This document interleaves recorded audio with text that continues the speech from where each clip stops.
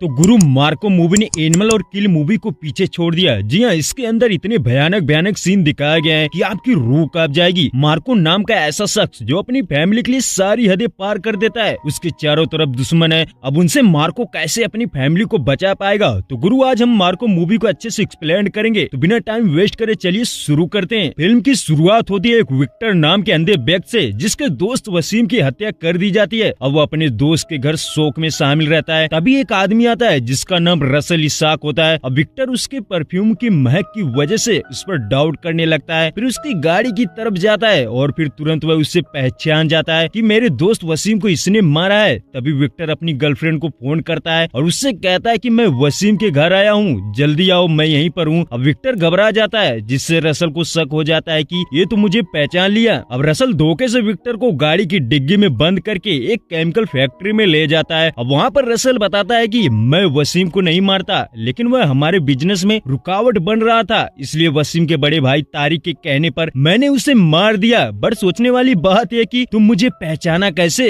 अच्छा, परफ्यूम से। फिर रसल काफी भयानक तरीके से विक्टर को हाइड्रोफ्लोरिक एसिड में फेंक देता है और फिर विक्टर की मौत हो जाती है। अब ये मंजर बहुत ही भयानक होता है। उसके बाद रसल अपने घर आता है, जिसका बाप टोनी इसाक जो बहुत ही खतरनाक होता है। उसके 3 बेटे होते हैं, एक बड़ा बेटा जो नजायज औलाद था साइरस, जो इनसे दूर रहता है, और एक रसल। अब टोनी अपने बेटे रसल को सतर्क होने को बोलता है। वह कहता है कि उसकी लाश मिलनी नहीं चाहिए और उन लोगों को पता नहीं होना चाहिए कि विक्टर को हमने मारा है। फिर अगली सुबह नदी से विक्टर की जली हुई लाश मिलती है। अब पुलिस वाले पूछताछ करने लगते हैं। फिर विक्टर की गर्लफ्रेंड पुलिस स्टेशन में उसके लापता होने की कंप्लेन लिखाने आती है और उसके बताने के हिसाब से पुलिस वाले समझ जाते हैं कि ये जो मरा है इसका बॉयफ्रेंड विक्टर ही है। फिर कहानी आगे बढ़ती है, विक्टर के फैमिली में आती है तो पता चलता है कि विक्टर का बड़ा भाई, जिसका नाम जॉर्ज होता है, जो बहुत बड़ा बिजनेसमैन होता है, बोले तो डॉन टाइप, और सोने का स्मगलर भी, जिसका एक छोटा भाई होता है विक्टर, और एक एडॉप्टेड भाई जिसको जॉर्ज के पिता ने गोद लिया था, मार्को। जी हाँ, उसका नाम मार्को, जो बेहद खतरनाक होता है। भले उसकी फैमिली के बाकी सदस्य नहीं मानते, बट जॉर्ज और विक्टर उसे बहुत मानते हैं। अब मार्को अपनी फैमिली के लिए किसी की भी जान ले सकता है और अपनी जान दे भी सकता है। तभी मार्को का एंट्री फ्लैशबैक दिखाया जाता है, जिसे एक गुंडे ने विक्टर समझकर उठाया था, बट उसे पता नहीं वह डेविल है, जो राक्षस है। वह उन सबको अकेले ही बहुत भयानक तरीके से मारता है। बोले तो खून की नदियां, खून खराबा, जिसको देखकर आंखें फटी की फटी रह जाएगी। इस फ्लैशबैक के बाद कहानी प्रेजेंट टाइम में आती है, जहां देखने को मिलता है कि मार्को इटली में था, बट उसके भाई विक्टर की मौत की खबर पाते ही वह पागलों की तरह आता है। उसके फैमिली में दुख का माहौल रहता है। वह चर्च में विक्टर की आत्मा की शांति के लिए प्रार्थना कर रहे होते हैं। तभी चर्च में मार्को आता है। वह बहुत दुखी होता है और चर्च में ही कसम खाता है कि जिसने भी मेरे भाई को मारा है, मैं किसी को भी नहीं छोड़ूंगा। तभी जॉर्ज मार्को को डांटता है कि आखिर तुम बदला लेने वाले होते कौन हो, और मार्को को बहुत बोलता है, बट मार्को शांत बैठने वाला कहाँ। वह जॉर्ज की लाख समझाने के बावजूद भी नहीं समझता। उसके बाद जॉर्ज अपने सभी बिजनेस पार्टनर को अपने पास बुलाता है और उनसे पूछता है कि जिसमें टोनी इसाक और रसल भी होते हैं, जो जॉर्ज से बात करके रसल को मार्को के साथ रहने को बोलता है कि मेरा बेटा रसल मार्को के साथ रहकर उस कातिल को ढूंढेगा। और फिर टोनी अपने बेटे को मार्को के बारे में सतर्क करता है कि उसको किसी भी बात से हम पर शक न हो, बहुत ही चालाकी से रहना पड़ेगा। फिर देखने को मिलता है कि मार्को और रसल दोनों मिलकर सबसे पूछताछ करने लगते हैं और इसके बारे में पता करने लगते हैं। उसके बाद मार्को पुलिस से मिलता है और पूछता है कि मेरे भाई की मौत कैसे हुई। तो पुलिस वाला बताता है कि उसकी मौत हाइड्रोफ्लोरिक एसिड से हुई है। फिर मार्को छानबीन जारी रखता है, बट वह जिन लोगों से पूछ रहा होता है वही लोग कातिल होते हैं, बट मार्को समझ नहीं पाता। फिर दूसरे दिन मार्को फैक्ट्री में जाता है, बट वहाँ पर अखाड़ा हो रहा होता है, यानी मौत का खेल। तब मार्को वहाँ खड़ा होता है और एक आदमी उसे लड़ने के लिए ललकारता है और वह बोलता है कि हम दोनों में से सिर्फ एक ही बचेगा। तभी मार्को 1 मिनट में ही उसकी सारी गर्मी उतार देता है। फिर क्या, उसके सभी गुंडे मार्को पर अटैक करने लगते हैं। अब मार्को सबकी धुलाई करने लगता है और फिर उस आदमी से मार्को पूछता है और वह किसी दूसरे आदमी के बारे में बताता है। अब आगे देखने को मिलता है कि जो टोनी होता है वह सोने की डील के बारे में डिस्कस करता है। वह बोलता है कि शिप पर 120 केजी सोना उतरेगा और उसमें से हम 30 किलो सोना कस्टम वालों को दे देंगे और फिर 90 किलो सोना हम रख लेंगे। अब इसमें जॉर्ज का भी सोना होता है, जिसे टोनी पकड़वा देता है और खुद हड़प लेता है। अब जॉर्ज का माल पकड़ा जाता है और जॉर्ज गुस्से से लाल होता है। वह सभी पार्टनर से बोलता है कि मुझे तुम्ही लोगों में से किसी ने धोखा दिया होगा और माल पकड़वाया होगा। अब जॉर्ज मीटिंग से बाहर निकलता है, तभी अचानक टोनी का आदमी देवराज जॉर्ज की गाड़ी में बैठ बैठ जाता है और जॉर्ज को चाकू मार देता है। फिर जॉर्ज बहुत बुरी तरह से घायल हो जाता है और उसे हॉस्पिटल ले जाया जाता है। फिर मार्को हॉस्पिटल में आता है और दुखी होता है। फिर टोनी उसको चालाकी से बताता है कि तुम्हारे भाई को देवराज ने मारा है। अब मार्को चला जाता है। फिर दूसरे दिन एक यूट्यूबर पुलिस के पास एक कैमरा लेकर जाता है। वह बोलता है कि सर मैं एक दिन वीडियो शूट करने गया था, तभी कुछ लोगों ने एक आदमी को मार दिया और वो आदमी वसीम होता है। बोले तो विक्टर का दोस्त। इस चीज को ये यूट्यूबर से रिकॉर्ड कर लिया था। अब रिकॉर्डिंग पुलिस वाले को दे देता है और पुलिस वाला वो सबूत अपने डीएसपी को देता है और बताता है कि ये सबूत मुझे एक यूट्यूबर ने दी है। वही डीएसपी सबूत को मिटा देता है और डीएसपी रसल से इन सब चीजों के बारे में बता देता है, जिससे पता चलता है कि डीएसपी भी इन सब से मिला होता है और फिर रसल इंस्पेक्टर और उस यूट्यूबर को मार देता है। एक बार फिर सबूत मिटा दिया जाता है। वही कहानी आगे बढ़ती है। देखने को मिलता है कि जॉर्ज को जो चाकू लगा था वह हॉस्पिटल में एडमिट था। अब वह ठीक हो चुका है और तभी एक बुढ़ा आदमी आता है जो एक फुटेज जॉर्ज को देता है। दरअसल ये फुटेज पुलिस वाला मरने से पहले इस बुढ़े को दे दिया था। वह कहता है कि मुझे किसी पर भी भरोसा नहीं, अगर मुझे कुछ हुआ तो आप ये पेन ड्राइव जॉर्ज को दे देना। फिर क्या बुढ़ा आदमी वैसा ही करता है। फिर जॉर्ज उस वीडियो को देखता है और वह मार्को को कॉल करके बताता है, बट मार्को फोन स्पीकर पर किया रहता है, जिससे उसके साथ गाड़ी में रसल भी था और वह सुन लेता है। फिर अचानक मार्को पर हमला कर देते। मार्को को जंगल में ले जाकर उसको बहुत मारते हैं। बट जब मार्को को गुस्सा आता है तो वह वहाँ बारी बारी से सबको मारने लगता है। तभी जब मार्को रसल को जान से मारने के लिए आगे बढ़ता है तो अचानक टोनी फोन करता है और वो बोलता है कि तेरे भाई की गर्लफ्रेंड मेरे पास है और उसके पेट में विक्टर का बच्चा है। अब मार्को मजबूर होकर रसल को छोड़ देता है। फिर वह घर आता है और मार्को का भाई जॉर्ज बोलता है कि मार्को हमें हर हाल में विक्टर की गर्लफ्रेंड और उसके बच्चे को बचाना होगा। अब मार्को बचाने के लिए उसके अड्डे पर जाता है और तभी उसके गुंडे लोगों की खूब पिटाई करता है और फिर देखता है कि टोनी वहाँ अकेला होता है और मार्को उसे पकड़ लेता है और उसका हाथ काट देता है और फिर उसका एक हाथ लेकर रसल के पास जाता है। अब मार्को भी रसल से बोलता है कि विक्टर की गर्लफ्रेंड को छोड़ दे, नहीं तो तेरे बाप को मार दूंगा। फिर रसल उस लड़की को छोड़ देता और मार्को टोनी को कहाँ छुपाया है उसका लोकेशन रसल को बता देता है और मार्को उस लड़की को लेकर घर चला आता है। अब देखते हैं कि रसल अपने बाप के पास जाता है और बुरी तरह फंसा होता है। फिर टोनी मर जाता है क्योंकि वहाँ पर बम लगा होता है। फिर कहानी आगे बढ़ती है। मार्को को जॉर्ज बुलाता है और बोलता है कि तुम विक्टर की गर्लफ्रेंड को लेकर यहाँ से चले जाओ, बट मार्को बोलता है कि मैं तुम्हें छोड़कर कहीं नहीं जाऊंगा। और उधर रसल अपने बड़े भाई साइरस के पास जाता है जो बेहद खतरनाक होता है। अब रसल उसे बताता है कि भैया हमारे बाप को मार्को ने मार दिया और यह सुनकर साइरस गुस्से से पागल हो जाता है। वह प्लान बनाता है कि उसकी पूरी फैमिली को मार दूंगा। फिर रात में साइरस और रसल अपने गुंडों के साथ मार्को के घर में घुसते हैं और लाइट काट देते हैं, जिससे जॉर्ज और मार्को को पता चल जाता है कि कुछ तो जरूर हुआ है और वे सतर्क हो जाते हैं। बट साइरस शैतान की तरह आता है, सबको मारने लगता है। तभी जॉर्ज उनसे बहुत लड़ता है बट वह साइरस का कुछ उखाड़ नहीं पाता है। वह धीरे धीरे सारी फैमिली को मार देता है और मार्को की आंखों के सामने जॉर्ज और विक्टर की गर्लफ्रेंड यानी सबको मार देता है। अब मार्को को अधमरा करके विक्टर के बच्चों को लेकर चले जाते हैं। फिर मार्को बहुत दुखी था, वह उन्हें जान से मारने के लिए तैयार होता है। फिर वह साइरस के अड्डे पर जाता है बच्चे को बचाने के लिए। अब वह सबको मारना शुरू करता है। पहले रसल को मारता है, फिर साइरस को मार देता है और विक्टर के बच्चे को बचा लेता है। लेकिन इस लड़ाई में मार्को अपनी सारी फैमिली खो देता है, वह सिर्फ एक बच्चा बचाता है। इस तरह कहानी का द एंड हो जाता है।